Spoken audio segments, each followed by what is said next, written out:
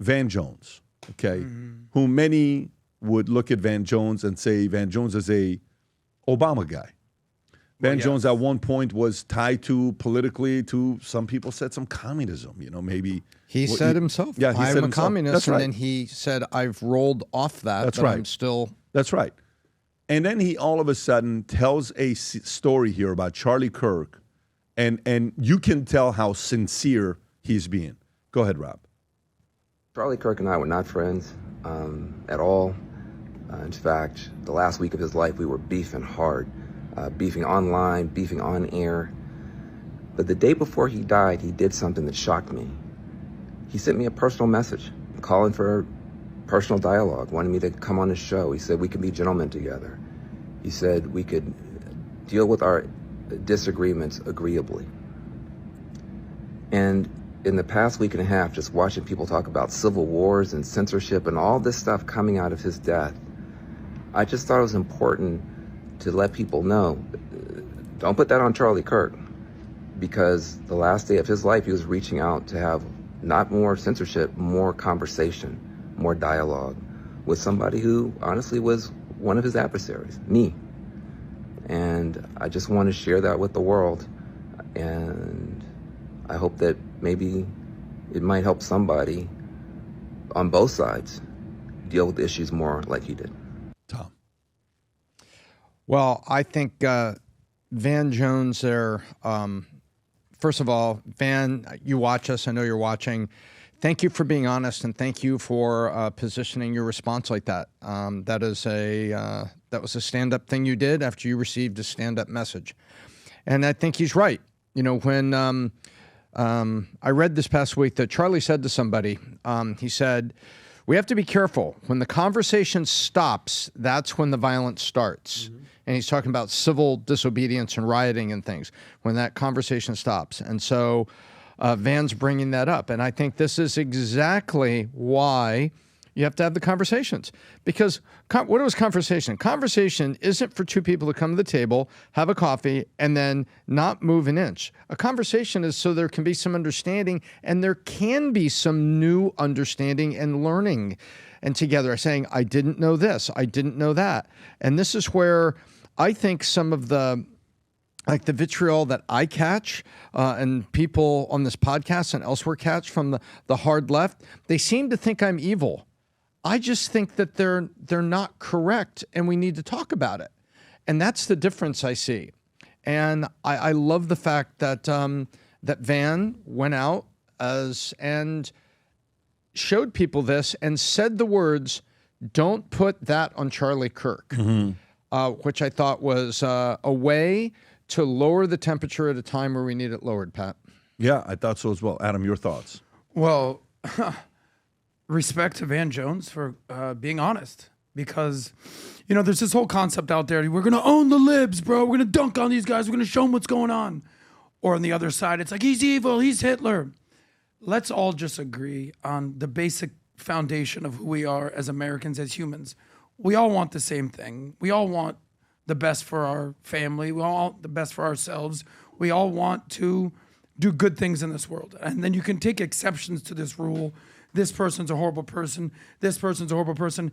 Erica Kirk, in a moment that galvanized, I believe, the country, I would hope, forgave the person that murdered her husband.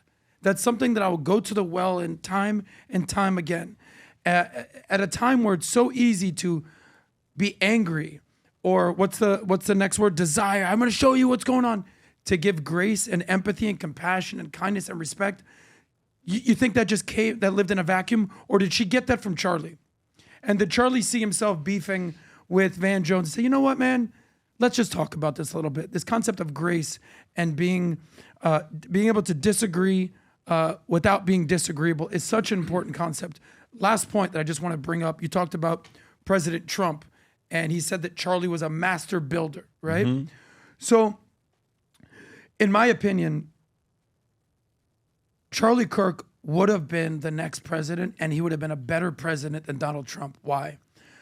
Trump said the following. He goes, Charlie wasn't concerned with money. He said he was more about meaning than money. He said he was more about his mission than money. You talked about how, I think it was Sergio Gore, who's in the Trump inner circle. He said that Trump is transactional. And the quote you said about Dick Cheney, Trump wrote the book, The Art of the Deal. No. You said Trump is transactional? No. I think Trump is transactional. You're saying that. I'm saying that. Not Sergio Gore. Sergio never said that. Oh, okay. I'm saying right, Trump is transactional. Okay, your opinion is Trump is transactional. Yes. Okay.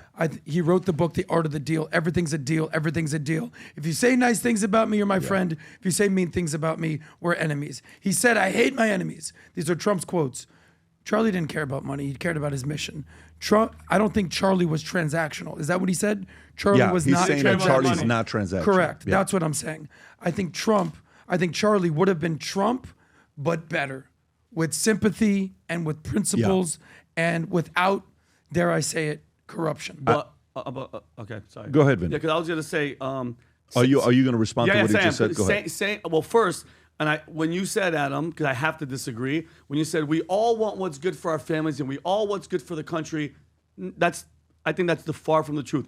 Because the other side, and I hate having to go this side and this side, show me an example of how they're pro family and the country and because everything that they've showed us to this point, Adam, from opening the borders to all the children getting abused to pro-abortion to pro-violence to celebrating murder, I don't see it. I do respect what Van Jones did, but what is he going to do with it? Because it always seems like these people go and they have this moment of light. They see the light and then they jump right back. Because he's supposed to take that. I'm happy he's saying it, but what are you going to do with it? Are you going to try to convince your side that the other side isn't evil? We're not Nazis. We're not crazy. It's just take it and what are you going to do with it? Because what I'm seeing, and Adam, saying that Charlie would have been, I mean, it's your opinion, better than Trump. Nobody, I don't think ever is going to go through what Trump went, meaning before he even got in, the spying, Obama, Brennan, deep state, everything, collusion. Trump had to go through hell and back to get to this point where I could see where he's on stage going, I'm not agreeing with it, but he knows the left was watching him. He knows that's why he's like, I hate my enemies. I'm not going to forgive my enemies. So my point is being, Adam, the other side has to understand they have to have a moment. Something has to happen with the left besides realizing you guys are losing, something spiritually, Adam, has to connect with these people because they're not jumping off the train. They're staying on the same rhetoric that's negativity and it's anti-America and it's anti-us. So I have one question for you. Yeah. What do you mean by the other side? The other side meaning the left. Let's do this. Yeah. Let's do this. Wait. Let me respond to the Charlie thing, then let's go to the other side because we've got a bunch of clips to go through. The comment you made, I think it's a little bit of an unfair comment, but let me give my thoughts on why I think that is. And then I actually like that you said that because it's a good conversation to have. To me, I think Lincoln was the right guy for that time. I think Reagan was the right guy for that time. Okay? I think John F. Kennedy was the right guy for that time. I don't think anybody could have done what Trump did to face the criticism and had the authority and the swagger to pull up and get there. You got to realize, yes, we're giving a lot of love to Charlie, and he deserves every ounce of it. Yes, we're giving a lot of love to all the people that spoke there. But one guy put him up there, and that was Trump. Without Trump, we don't know Charlie. It's not the other way around. First comes the prophet, the guy that was willing to go to war and had the audacity and fearlessness, who inspired Charlies to get behind him. You know, what did they say? The chicken, what is the chicken which or the came egg? first? Which comes first, the chicken or the egg? The first came Trump. Okay? That is a historical figure that came and then came, I'm going to go fight for him and I'm going to go get all these states and places for him. When he says, Charlie would call me sometimes and he would say, Mr. President, can you be in Arizona tomorrow? What? What are you talking about tomorrow? You're giving me one day. These people need to hear from you. And sometimes I'm like, this guy is crazy. But I would have to go for it. Why? Because he did so much for us, right? He did so much for us. And as much as you're saying transactional, there's a part of me, I got a phone call, from someone that said, Pat, I wonder if it's all business with you, right? Is it all business with you? It's a fair question to ask. It's not a, I don't take it as an insult. I take it as, yeah, I can see how that's what it could look like. If it was only transactional, why is Dana White still in his life 20-something years later? How much money has he made off of Dana White? Why are so many of these guys still doing what they're doing? Was there an element of transactional? Sure. Was there an element of that happens in business? Yes. Are some of those people you don't want to be in business with again? Yes. But I think Trump is a once-in-a-lifetime type of guy who built master builders. There are master builders. Then there is the guy that built master builders. Trump is the guy that built a ton of master builders. Trump created careers for people. Trump put people on the limelight with podcasts, with shows, with writing, with politics. Trump gave camera and eyeballs to people who have never gotten it before. That's the difference. But if you're going back to saying, you know, when the one part of the event which was like such a boom, it just hits you, is the comment J.D. Vance made. When he says, I have not talked about Jesus more in my lifetime than I have in the last 2 weeks, and that's because of Charlie. Charlie brought God back into the center stage. Charlie's bringing that back. That's going to be Charlie's movement, which I don't think we got with the president, which I don't think we got, but I don't think that's him. I don't think he needs to be that guy. I do think we're going to get to a point that somebody in the next 5, 10, 15, 20 years, a president's going to come, that they're going to open things up with a prayer. Hey, before we do this, can I pray for everybody? Yeah. Heavenly Father, you know, I pray for you. I see that's coming up. And I do think that's going to be inspired by Charlie. And by the way, as crazy as it sounds, I think Charlie's going to increase the calibration and the level of consciousness of America higher to love. Yeah. But in that moment of what Trump has done the last 8 years, no, the guy is a very, very unique guy. Now, having said that, if you do want to rebuttal to before I go into some of these things. Look, it doesn't benefit me to disagree with Pat publicly, but sometimes I do. Here's where I'm going to disagree with you, sir. Trump's 80 years old almost. Charlie is 31 at his death. You talk about apples to apples. One of the things I love about Pat, he goes, let's go there. Imagine Charlie 40 years from now. What kind of momentum he would have? What kind of things he would have done with his life? When Charlie started Turning Point, it was in 2012. 4 years before Trump even thought about running for president. And he started this with purpose, with a meaning, with a mission. And look what he accomplished at 31. At 31, respectfully, Trump was building buildings. Charlie built a movement.